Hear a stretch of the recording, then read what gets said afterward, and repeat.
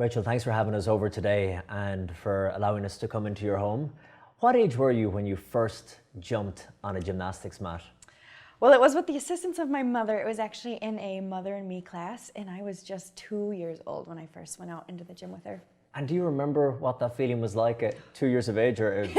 So I see pictures of it, but then I remember the feelings of almost like this fear, but adrenaline rush, even at 2 years old, of flipping around, rolling around, feeling my feet above my head. It was this like scary, but so exciting. And I was at 2 years old, a little even addicted to that feeling. So this love for gymnastics developed really straight away in your life. And you were always pretty driven and competitive. Yeah. Even as a young girl. Yeah. Where did that drive and competitiveness come from? It's always been inside me where I feel like I need to be the best. And I don't know if the sport shaped me that way, where I am still that way now, but it's always just been whatever I'm doing, I have to do my peak at. I have to reach my full potential. You were 11 when you went to your first national competition? Yes. What was the feeling like when you were driving there? I know it was a bit of a drive away, but were you nervous? Were you anxious? How were you feeling going to this big thing that you had built up to for so long? You know, my very first year, I was just excited. I felt like I had earned this opportunity and I was just thrilled to be there. I was a little scared because at that moment I was getting migraines too at the same time. And so I was struggling with the stress and worry of, am I gonna get a migraine at this? And I remember getting one in the car ride. And so that excitement kind of turned to this worry and fear of migraines, but I wasn't scared of the competition. I was just excited that I had earned to be there. But the migraine that you were worried about in the car, you did end up getting a migraine at the competition. And I mean, these weren't just headaches, they were pretty severe, weren't they? Yeah, they would bring me to the point of, we had this regiment that we had to follow. It was, if I got the headaches, I would have to sleep for 3 hours, I would end up throwing up a few times, and I would have to take my medication, and then they would go away the next day. But it was just, I mean, they just knocked you right out. It was, I'd go blind in one eye, and we started on beam, and I remember putting my hands... You still went ahead with it? Yeah. I remember putting my hands on the beam for warm up, and that's when the spots started. And you have exactly 30 minutes once the spots start before the headache comes on. And so I went completely blind in my eye, and by that time it was time to compete. And so I was like, okay. And I remember saluting the judge, and that's when the headache started, and that's when the blindness started to really take over. And I got through the beam routine. It wasn't pretty whatsoever. I think I ended up getting like an 8-9, which is horrible. But had to leave the arena at that point because I was starting to throw up because of the pain. So you had to bow out halfway through it. I had to bow out. But then that drive that you have and that want to succeed and prove yourself caused you to go back the following year, and then what happened? I treated that whole meet like I earned being there, and that I was trying to redeem myself from not being able to finish the previous year, and I ended up winning. You won? I won. Wow. And at this stage, what are you thinking in your head in terms of your career? I had ambitions to keep doing gymnastics through college, and I'd been to a few college gymnastics meets. My cousin did college gymnastics, and so I was just like, I think that's where I'm supposed to be, and that became my absolute ultimate goal. And this was that you'd get a scholarship to go to a gymnastics college, and the drive you had again was making you get up and drive for 2 hours every morning to this gym, which is one of the best in the country, and then train, and then a 2-hour drive back home again. Every day? I got Sundays off. 6 days a week? Yeah. 4 hours in the car for your love of the sport? Yes.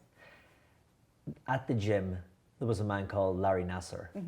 Did you know of the name Larry Nassar before you were going to the gym? Everybody knew Larry's name. I mean, if you watch the Olympics as a gymnast, which we all did when we were little, we'd sit in the living room with our leotards on and watch the Olympics.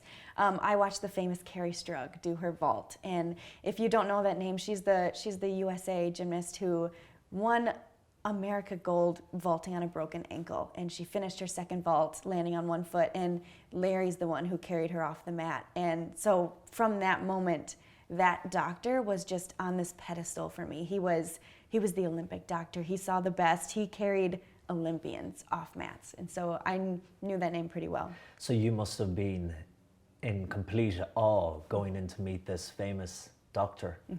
Everybody was. What was he like when you first met him? Oh, he was so friendly. He was very good at manipulating you to believe he was this kind-hearted, genuine person. And when you first meet him, he laughs with you. He jokes about things that you're stressed about to kind of lighten up the mood. He makes it seem easy to talk to him. He made it seem that he was a friend from the beginning. He was good at putting on this act. Yes. Mm-hmm. And at the time, you really admired him, and oh yeah, you thought the world of him, did you? Yes, exactly. And was he well liked within the gym by the other people too, or were they fearful of him, or? He was so good at being the person you needed to be. So he kind of took the shape of the man you needed him to be, whether that was a listener, an empathetic person, and you just needed to vent to somebody, whether that was a therapist or a counselor that you needed to talk to your issues with, whether that was a father figure you needed. He became that for you. And so everybody in the gym loved Larry. Everybody in the gym trusted Larry with everything.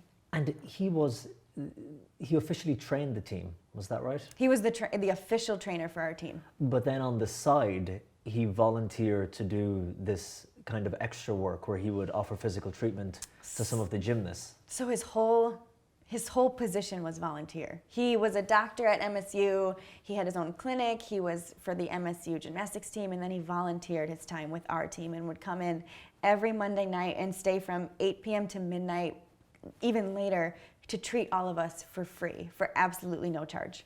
How did it come to be, Rachel, that you were first treated by Larry Nassar? So I tore my hamstring right around 12, 13, and I went to go see our team doctor, which was Larry. And in the very first meeting with us, it was in the back room of his gym, of our gym. It was in this equipment room. He said, "Okay, I'm going to do an internal manipulation on you," in the very first meeting. So this wasn't in his clinic. This was in a small room in the gym that was normally used for storing equipment. Exactly. And when he brought you in for his, as what he called treatment, you're on your own, or are you with your parents, or? We were with many other gymnasts that needed to see him that night. So you'd all be in the room at the same time. We'd all be in the room. But he didn't at any stage sit down and talk to your parents and say, "This is what I'm going to do with your daughter. This is what I think she needs." No curtain, no door, no consent. And you were 13 at the time. Yes, 13. And when he said he was going to do this, what did he call it? Internal manipulation. Internal manipulation. You, I presume, had no idea what that meant. Oh no, and he explained it, but it wasn't asking for consent. It was almost a warning. He said, the muscles around your hamstring are really tight, and they're causing you more pain than you should be dealing with. And the only way that I can fix that pain and lessen the pain that you're in is by massaging those muscles, but I can't get to them from the outside. So I have to do the internal manipulation. And at 13 years old, I was like, well, I'm in a lot of pain. I don't want to feel pain anymore. And he's a doctor, so sounds good. And I didn't ever say yes. It wasn't a consent thing. It was more, I'm telling you what I'm about to do. And again, you were thinking, well, he's the famous Larry Nassar, the doctor, and whatever he suggested, it must be medically and scientifically sound. Whereas in reality, there was no justification for what he was doing in medicine or science or anything. And even more so, there was no lubrication, no gloves, nothing. I know you trusted him because he was a doctor, but was your mind in any way thinking something's not right here, this shouldn't be happening? My body reacted. You know, I think when you're in an uncomfortable situation, you start to get the sweat, the clammy hands, and I was feeling that. I remember my back would kind of cold sweat when this was happening, but my head had to kind of convince myself it's okay. He's a doctor, and women are always told they won't remember your body. They do this for a living, and that kind of comforts us. But I don't have that comfort anymore because he does. He did remember because he did it with so many women. You know. And when you left there, what were you thinking after your first treatment? I just remember thinking, okay, the first treatment, I was like, okay, that's done. I don't have to do that again. And then when I came back and it became a consistent thing, I was like, oh, I can't wait till my injury is healed so I don't have to do this anymore. And how long did it go on for? Well, I tore my hamstring, and that lasted, it's like a 6 to 8 month recovery. And then shortly after that, I fractured my back. So for 6 to 8 months, would you see him regularly? 3 times a week. 3 times a week? And the same internal manipulation? Yes, every time. And then you had a separate injury then? Yes. It wasn't your hamstring anymore. What was it then the second time? Then I fractured my back. Yeah, and the treatments continued. Even though separate injury, separate part of the body, and same treatment. Yeah, and that was the first big red flag. And that's kind of when I opened up to the other gymnasts who had broken their back, and I said, are you getting this same treatment? And they'd be like, yep, it's the same muscles. And I'm like... When you talk to the other girls about it, and you know, when you could talk in confidence among your friends, was there ever a stage when you said to them, or they said to you, I'm not sure if this is right, or do you think he should be doing this? We would always say that we were uncomfortable, but we would quickly brush it away with, it's Larry. Like, he's making us feel better. He's the reason that we're able to train right now. It was just so quickly brushed under the rug. And again, Larry is the guy who in his clinic, I've heard you say before, had the framed photographs all over the walls of the Olympian gymnasts signed, and... Yeah, personal notes on all of the picture frames of these Olympic dancers, swimmers, divers, gymnasts, just absolutely flooded his walls. And as a little gymnast myself with big goals and ambitions to be like those women, it was intimidating, but it was also kind of like comforting, knowing I'm seeing this doctor who sees all these women. He's the best of the best. Did you ever talk to your parents about it, Rachel? No. I did not. Did they ever ask you how was treatment today, or what exactly happened? They would always ask. I mean, how are you feeling? Is it helping? But they wouldn't know what the treatment was. You didn't tell them about the internal manipulation? No. Because did you know maybe they wouldn't approve of it, or they... I don't know why I didn't. I think we always avoid topics that make us uncomfortable, and so I didn't want to talk to my mom and dad about it. It was icky. It made me feel gross. The doctor's handling it, it's fine, yeah. As time progressed, you were excelling in the world of gymnastics, and then you suffered a pretty horrific injury. What happened? So it was a Saturday morning practice. My back had been really, really stiff and sore from the previous day's conditioning assignment. And I remember warming up beam, just looking at it and thinking, I can't do the numbers today. So I'm just gonna chuck my routine on the beam. I'm not gonna warm it up on the line on the floor first. And I remember hopping up, starting the routine, and for a back tuck, that was my first skill in the routine. You swing forward first to get your momentum, and then you swing back. And I remember standing there, swinging forward, and I feel my back shift. It was like the muscles around it were so tight that it literally twisted my spine. And we're taught in gymnastics that once you go for a skill, you continue it. It's more dangerous to balk or to not continue the skill once you've started. And so I swung back from the back tuck to get my height, and I remember feeling it snap again. And it was just all out of place at this point. I still had to land. I was in the air, and I remember being so short and low to the beam that my hair grazed the beam. And so the first thing to land was actually my hands. My hands came down, and then my feet came down, and they just kind of crumbled to the floor. And I remember when my hips hit the floor, it shifted one last time. And what had happened? I had fractured my spine in 3 places and then shift the discs forward, they call it spondylolisthesis, and they push forward into my spinal cord and cut the nerves off into my legs. I remember pinpointing where it hurt. I said my legs are tingling, and they said, okay, we're gonna call our team doctor and see what he thinks. And we called Larry, and Larry said, come over. Come and see me. To his clinic? To his clinic. So you get to his clinic and he discourages you from going to a hospital, you and your parents. And he convinced you that the only way of making a comeback and having a chance at regionals is if you kept seeing him 3 times a week. Right. For internal manipulation. Right. And so you and your parents agreed? Because we all trusted him. I mean, he had the pictures, he had all of this background, and we trusted him, and we thought, what he was talking about, yeah. And he would almost joke about so my parents took me to see other doctors. They wanted multiple opinions, and all the doctors said, no, like you've got to quit. And Larry even joked about it. He would say they don't understand the sport of gymnastics. The sport intimidates them. And he would brush it off and say, they have to tell you all of the things that could happen if you continue gymnastics because of liability. And he would like roll his eyes and joke about it.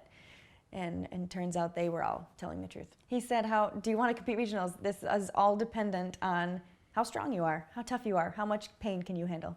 The focus then turned towards college. Yeah. As you mentioned, it was your dream to get to a college, a scholarship where you could progress and excel even more in gymnastics. And you got that. Sophomore year of high school when I committed to the University of Minnesota. And this was during the time where I was wearing this turtle shell of a back brace, but Minnesota saw something in me that no colleges were even looking for. They kind of paid attention to my personality instead of just my athletic ability. And they saw my passion and drive in the sport and the characteristics that make a good competitive gymnast, and they just invested in it. But because of your injuries, they were unsure about having you on the gymnastics team. Right. But you sat down in the office with them and you pleaded with them. What did you say? So I got all the way there, and try and picture this. I had moved in. I've moved all the way from Michigan to Minnesota, unpacked in my apartment, enrolled in classes, got my books, ready to go. I get to the doctor's office to get started in gymnastics, and they say, no, you can't do gymnastics here. And I remember thinking, I picked you guys because you believed in me. What's going on? And they said, your back is too big of a risk. How did you even get in here? And I remember saying, just call Larry. Call Larry, talk to him. He's the one who got me here. He'll explain it. They called him and they talked to him, and he was like, she's gonna be okay. You know what? Every time she comes home, she can see me, and I'll make sure that she stays healthy. If she comes and sees me, and I'll send you all of the treatments that we do, all of the rehab exercises, she's gonna be okay. And so finally they cleared me.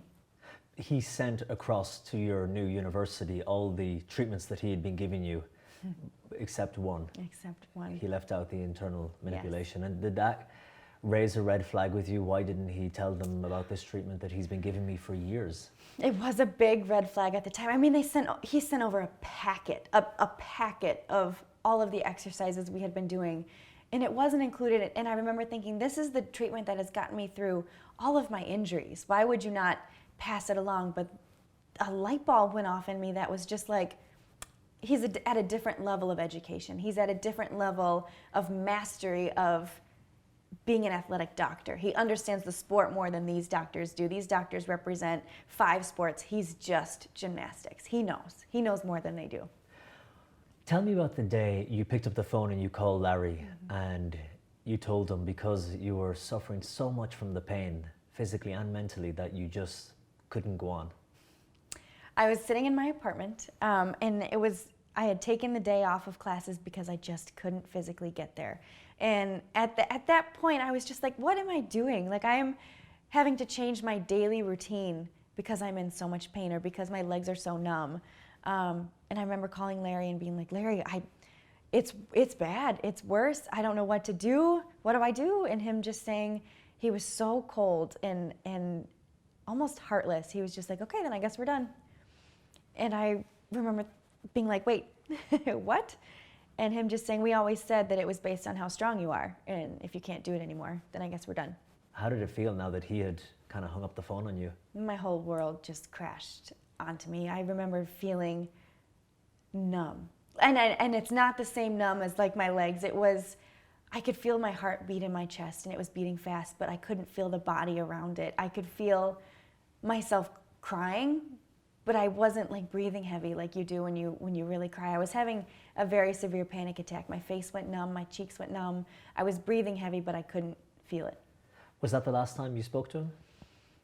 Yes, it was. When did you first hear that other girls had made allegations against him? Shortly after that, the news articles started popping up on my social media, and I remember just kind of really scrolling past them like, oh, that's not right. It's Larry, you know? And I was still for him at that point, even after what he had done and the way he had talked to me, I was still on his side.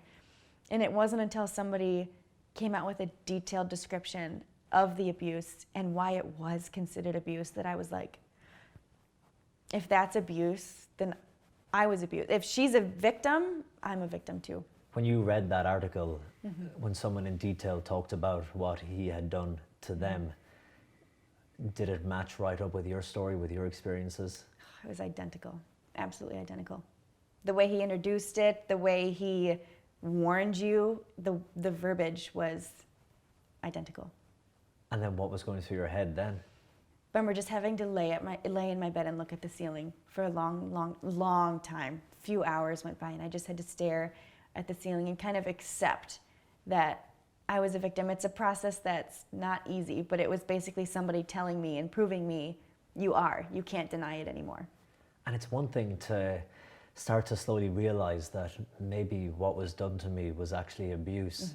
But then it's another thing to open up and to have the courage to tell someone. Right. because of what you mentioned a while ago, the embarrassment and the... Right. Was it your parents you told first? Or? No, my parents were actually one of the last people I told. It's so hard telling people who have gone out of the way and just the extra mile to protect you and support you and encourage you, to have to tell them that happened. I mean, I couldn't do it for the longest time, honestly, until the trial. I didn't officially tell them that I was one of the victims. And how did they react when they heard? Supportive as ever. I mean, they always have had my back and have been there when I needed them. And the first thing they asked was, what do you need us to do? What can we do to help you start healing? And during the trial, it was, I needed to make a closing statement to Larry. And I didn't think I could do it myself, but I knew I had things to say. There were so many emotions in my head that I just had to get out so they weren't just overflowing and spewing out of my ears at that point. And so I remember calling them and telling them, I'm officially coming out as a survivor and I want to make a closing statement. And the biggest fear I had was looking at his hands, because they were his tools for manipulation. They were his abuser was in his hands, and so I couldn't look at him. And so they said, okay, we'll do it for you. So they... What was your statement? Do you remember some of it off the top of your head? Yes. So the first draft started out very angry. If you listened to any of the trial, my statement was exactly the same as all the other girls. It was this hatred toward Larry. It was this disgust of how he could possibly do this to us, and all of the ways that he has, hurt us, and how this is going to affect us moving forward. But I didn't get a sense of healing from those statements. I almost was re-traumatizing myself. I was reattaching me to this abuse, and I wasn't getting the closure I needed from those statements. And so my final draft, I incorporated my faith into it, because faith was what was getting me through these days. These days were impossible to live. And so I kept praying, and I remember thinking, why aren't I incorporating prayer in my statement? Because it's what's getting me through. And so my opening line was a Bible verse about forgiveness and how important it was. And then my statement was about how I understood that Larry was a human, and that all humans are sinners and sins are all equal. And I remember thinking, God expects us to forgive sinners, and he expects us to forgive others, and the only person who can be the ultimate judge of this is him. And so I remember thinking, okay, I need to forgive you. I need to move on. And you said in your victim impact statement, Larry, I forgive you. Mm-hmm. That was right out in front of him in court. Yeah. Do you forgive him? I do. After I forgive everything he did to you, and when you saw the scale of the case, I mean, how many girls came forward? Over 100? Yeah. It's not my position to forgive him for what he did to others. I control my forgiveness for what he did to me, and that's what I forgive. I forgive him for using me. I don't forgive him for using anybody else, because that's not my right to judge. But I need to move on from what he did to me, and so the first step in doing that is letting him know that I forgive him. Was that hard? It's almost as hard as accepting you're a victim, is realizing I need to let this go. For something like this, mm-hmm. for so much that was taken from you, for the irreversible damage that was done to your physical health when you should have been in the hospital, mm-hmm. for what he took from your gymnastics career that you had to end then a few years ago. Right. Because of your faith, you were able to forgive him. Right. I think it kind of gives you this strength you don't even know you have, is turning to your faith. And I remember just thinking in my head, this is so much bigger than just me. This is so... I can't punish him a way that somebody else can, a way that my God can. And so I can't hold this above him, because there's nothing I can do that compares to what my God can do. When you saw him on TV or caught glimpses during the trial, sitting in the courtroom, mm-hmm. What did you think, looking at this man you once admired and were in awe of? It was honestly pitiful seeing him. And I remember him barely make eye contact with the people that were coming forward and getting their closure with him. He would look down at his hands. He would have this droopy look on his face. And I remember just thinking, this is sad. This is sad. The man I once idolized looks pitiful. And he was sentenced to 200 years? 175, yeah, about 200. 175 years mm-hmm. in prison. Yeah. For other victims who might be watching this now, not just of Larry, but right.